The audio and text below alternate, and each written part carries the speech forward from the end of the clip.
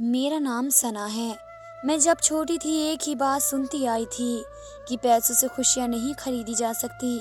पर जब बड़ी हुई तो एहसास हुआ कि पैसा ही सब कुछ होता है। ये पैसा ही हमसे हमारे रिश्ते जोड़े रखता है और इसी पैसे से हम अपनी पसंदीदा चीज़ खरीद सकते हैं जिससे हमें खुशी मिलती है। और इसी पैसों को कमाने की खातिर मेरा बाप घर से निकला था जिसकी रोड एक्सीडेंट में मौत हो गई थी। और इस बुरे वक्त ने एहसास दिलाया कि हमारा कोई भी अपना नहीं है। फिर बाबा की मौत के बाद माँ को पहली बार घर से बाहर कमाने जाते देखा। गई फाखों की नौबत आ चुकी थी और जब माँ तैयार होकर कमरे से बाहर निकली तो मुझे बहुत दुख हुआ था। माँ ने कहा कि मैं जॉब की तलाश में जा रही हूँ, आखिर मेरी पढ़ाई किस दिन काम आएगी। मैंने कहा माँ हम बहनें पढ़ रही हैं, मैं जॉब तलाश कर रही हूँ, मुझे किसी अच्छी जगह जॉब मिल जाएगी। पर माँ ने कहा कि वह हमें भूखा मरता नहीं देख सकती। बाबा के मरने के बाद माँ ने हम तीनों बहनों को संभाला। एक साल में हमारे हालात बहुत ख़राब हो चुके थे। छोटी बहन की फीस ना भरी जाती, उसकी वजह से वह भी घर बैठ गई थी और बड़ी बहन का रिश्ता टूट गया। सगे चाचा ने ये कहकर रिश्ता तोड़ दिया, जब मेरा भाई नहीं रहा तो मैं इस रिश्तेदारी का वैसे भी क्या करूँगा। और मुझे दहेज में खाली हाथ बहू नहीं चाहिए।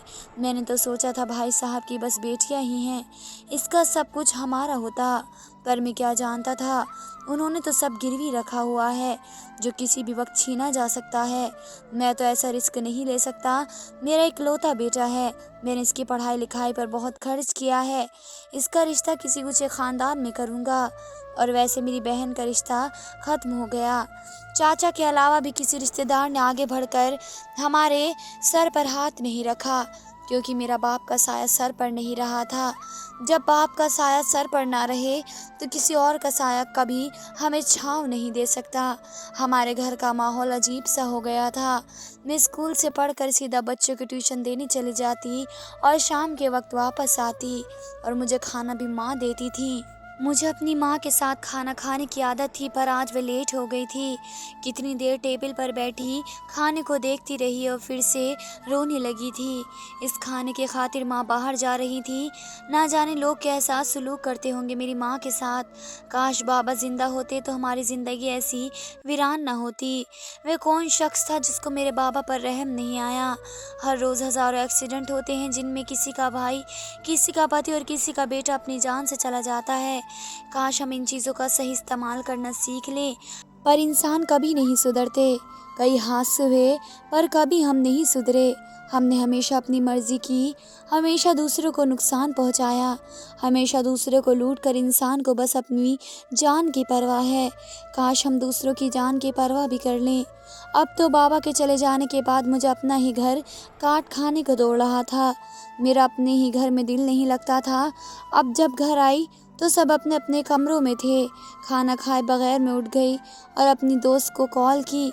इससे कहा कि मुझे इसकी मदद चाहिए, मुझे नौकरी चाहिए, कहीं से भी करके मुझे नौकरी दिलवाओ। और इसके बाबा एक बिजनेसमैन थे। उसने कहा कि मुझे 1-2-3 दिन की मोहलत दो, मैं बताती हूँ तुम्हें। मुझे अपनी पढ़ाई के साथ नौकरी करनी थी, कम से कम मैं अपना खर्च तो खुद उठा सकती थी। बड़ी बहन भी हर रोज़ मायूस घर लौटी थी, पर अभी तक माँ को नहीं बताया था वह उनके जाने के बाद नौकरी तलाश करने जाती है, क्योंकि माँ ने सख्ती से मना कर दिया था। माँ कहती तुम्हारे बाबा जिंदा होते तो कभी अपनी बेटियों को यूँ परेशान न होने देते, बल्कि उनकी तो दिल ही ख्वाहिश थी तुम बहनों को अपने घर का होता देखने की। और मैं नहीं चाहती, जैसे ज़माने के हालात हैं, तुम बहनें घर से बाहर निकलो। और सच कहते हैं, एक माँ में एक माँ और बाप दोनों बनने की सहूलियत होती है, पर एक बाप में माँ बनने की सहूलियत नहीं होती। मेरी माँ दिन रात बस हमारे लिए मेहनत कर रही थी और इसी दौरान मेरी बहन एक का रिश्ता तय हो गया और माँ ने सादगी से विदाई कर दी। दूसरी तरफ चाचा ने मेरी बहन का ठुकराया था। उनका अपना बेटा अपनी बीवी को लेकर घर जमाई बन चुका था और चाचा लोगों की बातों से मुंह छुपाते घर से बाहर नहीं निकलते थे। पर सुना था चाचा अब पछता रहे हैं, पर अब उनके पछताने से सब ठीक नहीं हो जाना था। जिंदगी के दिन यूं ही गुजर रहे थे, उदास बोरियत से भरे। जब एक दिन मेरी दोस्त, जिसकी जल्दी शादी हो चुकी थी, उसने बताया कि हमारे शहर में एक डॉक्टर हैं और वह अपनी डिलीवरी भी वहीं से करवाना चाहती हैं। क्योंकि वह 5 मिनट में औरत की डिलीवरी करवा देता है। इस बात ने मुझे बहुत हैरान किया था। भला ऐसा कौन सा डॉक्टर पैदा हो गया जो अकेला ये सब काम करता है। मेरी दोस्त प्रेग्नेंट थी। जब इस डॉक्टर के पास गई तो मुझे अजीब सा महसूस हुआ, क्योंकि इसके क्लिनिक में कोई दूसरा डॉक्टर नहीं था और ना लेबर रूम। इसके साथ किसी तीसरे को जाने की इजाज़त ना थी। डॉक्टर ने मेरी दोस्त को 1 महीने बाद आने का कहा, क्योंकि अभी बच्चे की पैदाइश में टाइम था।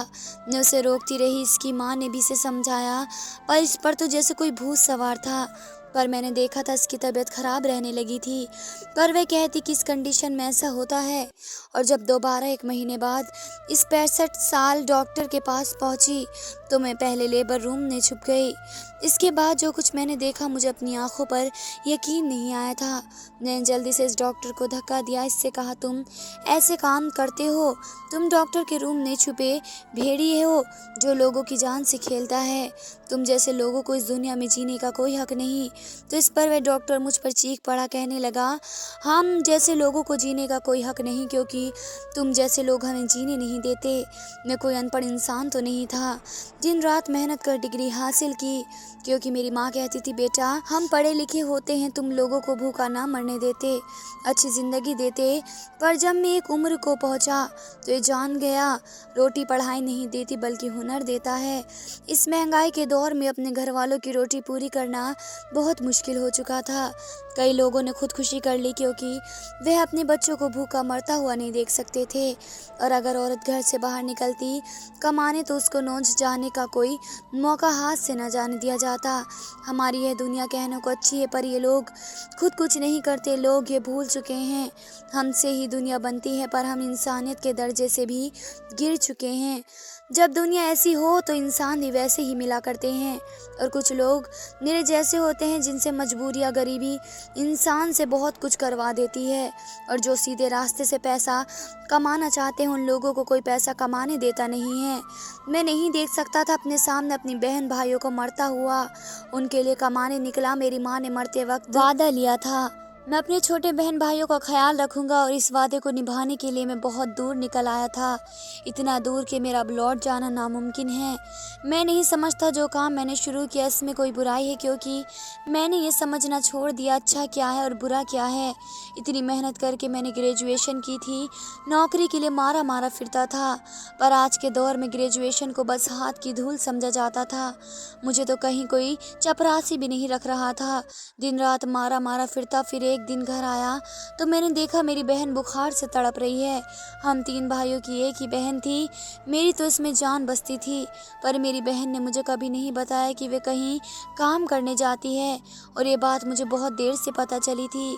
पर तब तक बहुत देर हो चुकी थी। मैं अपनी बहन को लेकर मोहल्ले में मौजूद एक क्लिनिक पर गया। उन्होंने पहले फीस मांगी और मेरे पास तो इतने पैसे नहीं थे। मैंने मिन्नत की, पर डॉक्टर ने कहा मेरी फीस नहीं दे सकते तो अपनी बहन की दवाई कहीं और से ले लो और यहाँ से दफ़ा हो जाओ। कैसे पागल आ जाते हैं, जैसे इनके बाप का क्लिनिक हो। और मैंने अपनी बहन का हाथ थामा और मैं इसे घर ले आया। और तब भी मेरी बहन ने मुझसे कहा, भाई आप बिना वजह परेशान हो जाते हैं, मैं घर पर कोई गोली पड़ी होगी खा लूँगी। और इस रात मैंने अपनी डिग्री को आग में जला दिया था, क्योंकि मेरी ज़िंदगी की पढ़ाई के 14 साल किसी काम के नहीं थे। मैंने तो अपना वक्त पर पैसा बर्बाद किया था। इस समय मेरे माँ बाप का कसूर था, जो कहते थे कि ऊंची पढ़ाई इंसान को इंसान बनाती है। वे झूठ कहते थे। अगर पढ़ाई इंसान को इंसान बनाती तो कभी आज एक डॉक्टर इंसानियत के दर्जे से ना गिरता, कभी मेरी बहन बुखार से ना तड़प रही होती। पता नहीं मेरा रब किस बात का इम्तिहान ले रहा था। अमीर लोग खुशियाँ मनाते हैं, वह तो बीमार भी नहीं होते। उनकी ज़िंदगी में हमारी तरह के मसले क्यों नहीं होते? सारी मुसीबतें, सारे मसले हम गरीबों की ज़िंदगी में ही लिखे होते हैं। मैं रात को बाहर निकलकर कहाँ जा रहा था कोई खबर नहीं थी। सुबह भी मुझे बाहर ही हो चुकी थी, जब चाय की दुकान पर एक आदमी ने कहा, इससे पत्थर उठाने के लिए एक बंदा चाहिए। और मैं भूखा प्यासा इसके साथ चला गया, ताकि कुछ पैसे मिल जाएं तो मैं अपनी बहन भाइयों के लिए कुछ खाने को ले जाऊं। हम गरीबों की कोई ख्वाब नहीं होते, हमें तो बस अपना पेट नज़र आता है। मैं शाम तक काम करता रहा, कुछ पैसे लेकर घर आया तो मेरी बहन घर नहीं थी। छोटे भाई से पूछा तो उसने बताया दीदी जहाँ काम करती है वहाँ से आज आई नहीं। वे कह रही थी इनकी तनख्वाह रह गई थी, बड़ी बेगम से लेने गई थी। मैं परेशान हो चुका था, मेरी बहन को बुखार था, इसके बावजूद वे चली गई और मैं इसके पीछे पीछे चला गया ताकि उसे मना कर दूं वे वहाँ काम ना करे। मुझे पसंद नहीं था मेरी बहन लोगों के घरों में काम करे। इसका भाई जिंदा था पर मैं इस दिन जिंदा नहीं रहा था क्योंकि मेरी बहन तो मर चुकी थी। मुझसे बात किए बिना, मुझे कुछ कहे बिना उसने तो मुझे बस एक छोटी सी ख्वाहिश की थी। उसने कहा था भाई जब आपके पास पैसा आ जाए तो मुझे अपने नाम वाला लॉकेट चाहिए। मैंने एक लड़की के गले में देखा था, उसने इतनी बड़ी ख्वाहिश तो नहीं की थी मुझसे जो वह ऐसे अचानक मर गई। जब वह वहाँ पहुँचा तो पता चला मेरी बहन को रास्ते में चक्कर आया जिससे इसका एक्सीडेंट हो गया और मौके पर जान चली गई। मैं अपनी बहन को खून में लथपथ देख रहा था, इसके चेहरे पर बरसों की थकावट थी। 15 साल की उम्र में मेरी बहन सिर्फ पैसों की वजह से मर गई। अगर वे इस दिन पैसे लेने ना जाती जहाँ मैं काम करती थी, मेरा इंतज़ार कर लेती तो कभी मुझसे दूर न जाती। मैंने अपनी माँ से वादा किया था आखिरी दम तक अपनी बहन भाइयों का ख्याल रखूँगा, पर मैं वादा पूरा नहीं कर सका था। मैं हार गया था। मेरा दिल कर रहा था मैं हर चीज़ को आग लगा दूँ, इस दुनिया को जो किसी की मदद नहीं कर सकते और अगर करे भी तो सिर्फ दिखावे की नीयत से। आखिर एक इंसान को मरता हुआ इंसान क्यों नज़र नहीं आता। मैं तब एक लड़का था, 20 साल उम्र थी मेरी इस वक्त पर मैं बच्चों की तरह रवैया कर रहा था, गिड़गिड़ाया था, बेबसी की इंतहा को छू रहा था। न जाने कितने ऐसे लोग होंगे जो सिर्फ भूख की वजह से मरते होंगे, जिनका किसी चीज़ का शौक नहीं होगा, बस भूख मिटाने के लिए रोटी चाहिए। मैं अपनी बहन के मुर्दा वजूद को उठाकर घर ले आया था। जिस बहन को विदा करना चाहिए था उसे मिट्टी तले दफन कर आया था। मैं थक चुका था पर अपने छोटे भाइयों को देखना था। पहले बहन थी जो मुझसे छोटी थी पर इसने अपना फ़र्ज़ बड़ी बहन बनकर निभाया था। खुद स्कूल छोड़ दिया, घर को संभालने लगी। 7 लोगों के घरों में मुझसे छुप कर काम करती थी क्योंकि मैं सारा दिन आवारापन करता। कोई काम मिल जाता तो कर लेता पर अब बहन भी माँ के पास जा चुकी थी और उसके नाम का लॉकेट मैंने हमेशा के लिए संभाल कर रख लिया था। आज भी अपनी बहन को याद करता हूँ तो दिल खून के आंसू रोता है। मैं मेहनत और मजदूरी करने लगा। ऐसे 7 साल गुजर चुके थे जब एक दिन रास्ते में एक लड़की भागती हुई आ रही थी। इसकी हालत बहुत बुरी थी। मैं मुझसे कहने लगी मुझे मेरे चाचा से बचा ले, वे मुझे जुए में हार बैठा है और मेरी माँ को उसने जान से मार दिया है। वो रो रही थी, गिड़गिड़ा रही थी, बिल्कुल ऐसे जैसे मैं अपनी बहन को ज़िंदगी के लिए गिड़गिड़ाया था। मैं उसे लेकर अपने घर आ गया। वह कहाँ से आई थी, क्या करती थी, इसका नाम क्या था, मैंने कभी कुछ ना पूछा पर इसके आने से हमारे घर में रौनक आ चुकी थी। मेरे भाई भी अब बड़े हो चुके थे, बल्कि एक भाई ने तो शादी कर ली थी और वह ये शहर छोड़कर जा चुका था। इसने कभी पलटकर खबर नहीं ली थी। मेरा छोटा भाई 10वीं में था। इसे पढ़ाई लिखाई का बहुत शौक था। वे कहता भाई मैं बड़ा होकर डॉक्टर बनूंगा और गरीबों का फ्री इलाज करूंगा और मैं बस खामोश रहता था। मुझे बोलना अच्छा नहीं लगता था। वक्त ने मुझे बहुत खामोश कर दिया था और मैं जानता था कि इस मुल्क में 10-10 गोल्ड मेडल लिए शख्स को नौकरी नहीं मिलती। सब पैसे देखते हैं, रिश्वत मांगते हैं। वे ये नहीं सोचते एक बाप ने अपनी सारी उम्र अपनी औलाद की अच्छी पढ़ाई में लगा दी है और फिर भला हम जैसों को कौन पूछता है। पर मैं किसी के ख्वाबों को तोड़ना नहीं चाहता था।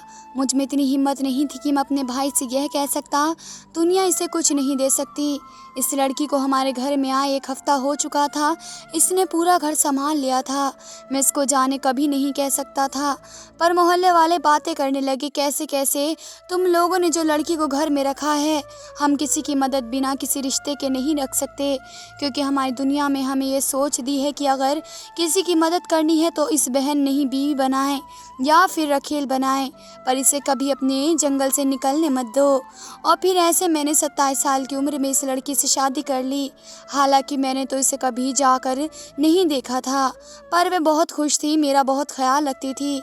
इसने मेरे दिल में अपनी जगह बना ली थी और मैं मुस्कुराने लगा था, ज़िंदगी को जीने लगा था। मुझे इससे मोहब्बत हो चुकी थी और जब मोहब्बत हो जाती है तो ज़िंदगी बहुत खूबसूरत लगने लगती है। हमें ज़िंदगी में अच्छा हमसफ़र मिल जाता है तो ज़िंदगी का एक नया रूप देखने को मिलता है जो बहुत अच्छा होता है।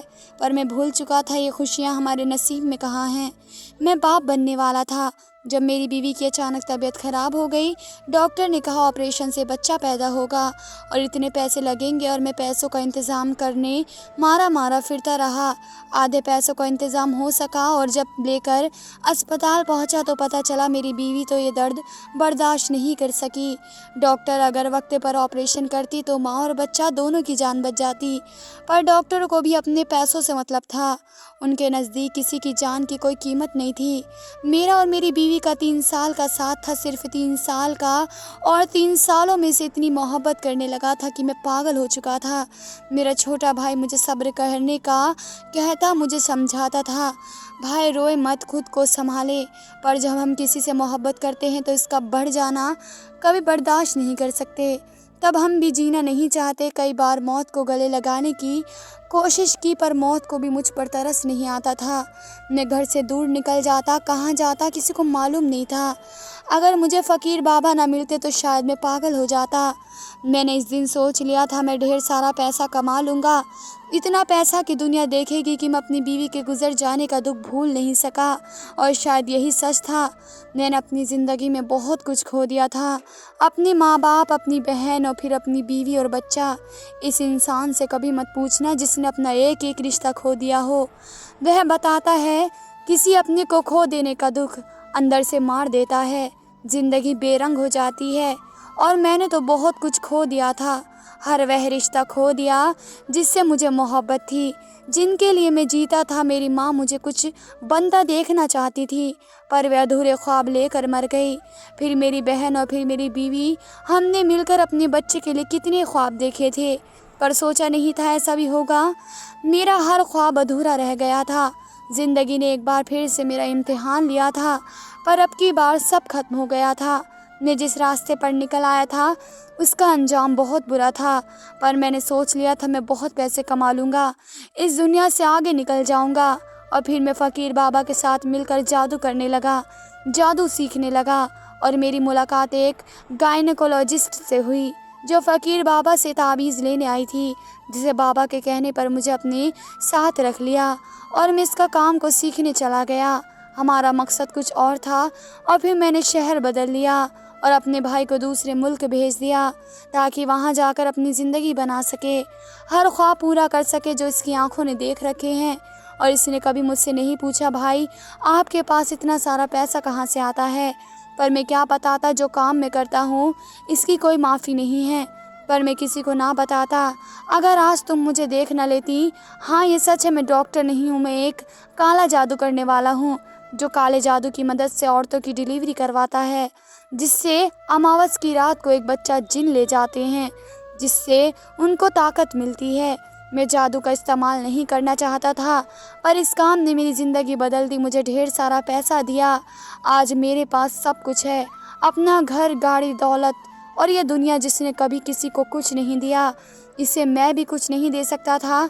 इसलिए मैं बंगाली जादू से लेकर हर वह जादू सीखा जिस इंसान को अपना गुलाम किया जा सकता है, जिससे मैं अपना काम निकलवा सकता था। और जिन इस काम में मेरी मदद करते हैं, औरतें अपनी मर्ज़ी से मेरे पास आती हैं, पर वे नहीं जानती इसके बाद वे कभी माँ नहीं बन सकती।